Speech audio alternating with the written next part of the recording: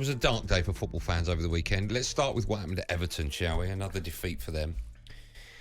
And then we saw images on social media, wherever you want to watch these things, of Yerry Mina getting out of his car. By the way, I think I'm right in saying his kids were in the car and got out. Yeah. Speaking to angry Everton fans. I totally get why football fans get angry. I get that. It's their club. Anthony Gordon, I felt incredibly sorry for. He tried to shift off down the street as well. He's 21 years old. Yeah. And listen, I get it. When you're a football fan, age is irrelevant. Mm-hmm. If they're old enough to wear the shirt, yada, yada, I totally understand it. But he's still a little baby at 21. Yeah. It must be absolutely frightening for him. We'll talk about these incidents separately. We'll talk about the one at Spurs in just a moment. I want to get your view on what's happening at Everton.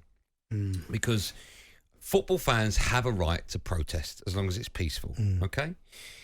I then look at these incidents when footballers get out the car and they have a chat with these angry fans, and I totally understand how Everton are an absolutely massive club. Yeah. They should be nowhere near the bottom of the table. Mm-hmm. And it's going to hurt them even more when they see over the last few years how well Liverpool have done. Right? Yeah, of course. But Everton are far, far too big to be in the bottom three in a relegation scrap. So they're hurting. They've got a problem with their board, I get that. Their manager is not doing as they would hope their manager should be doing. Yeah. So they're incredibly angry.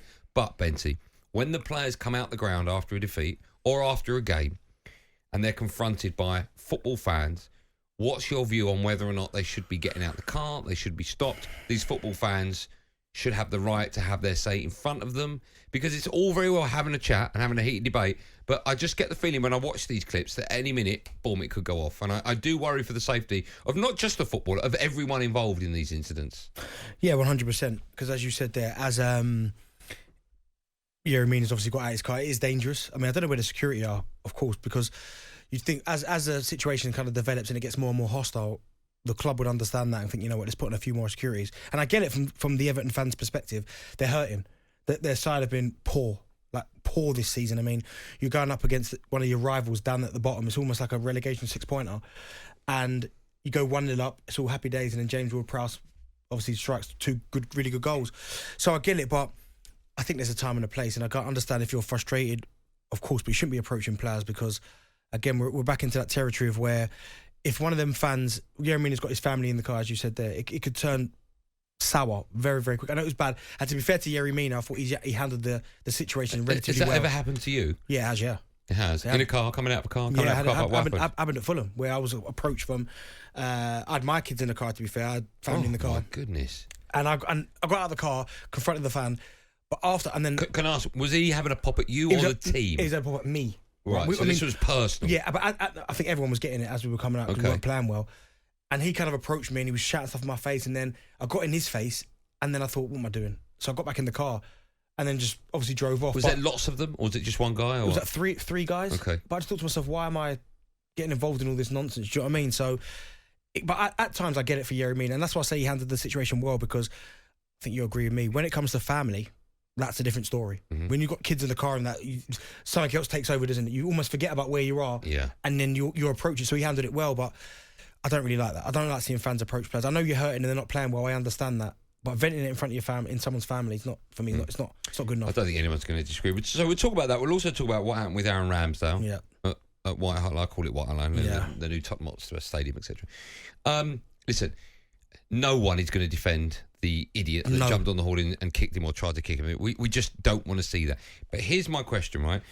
There was a bit of housery from Aaron Ramsdale, okay? Mm-hmm. I'm not saying he's to blame. He's not, right? Because I personally think the amount of football fans that give it to footballers. Yeah, if a footballer wants to sort of give it to the footballer by banging on his chest and showing the badge, etc. If they're winning, I totally understand that, right? If you're going to take it, you've got to give it as well, or vice versa. 100%. But what do you make of the fact that by doing that you are inciting violence? You are inviting, right or wrongly, you are inviting these people to do what this person did at White Hart Lane. I think that guy who's done that is just an idiot. I think from Ramsdale's point of view, I think he's more than capable of, more within his rights. He's probably been getting it the whole half from behind the goal from the Spurs fans. Obviously they've won the game. He's pointed to the Arsenal badge. I think he's kissed it, tapped it, given him a yay. He hasn't been rude. He hasn't swore at them or anything. So I think they've been giving it to him all game, and he's been giving it back to them. So I think that's fine. But what the fan did to think that he could take it a step further, and that's the problem with some fans, not all fans, but some fans, that they think that because they pay their season ticket prices or their the ticket prices and to come watch the games, it gives them a right to do whatever they want. Well, that's not the case. If they want to scream and shout and do all that from the terraces, that's up to them, within reason, by the way. I'm not condoning racism or anything like that. But if they want to scream and whatever, 90% of it, okay, that's fine. That's part and parcel of football.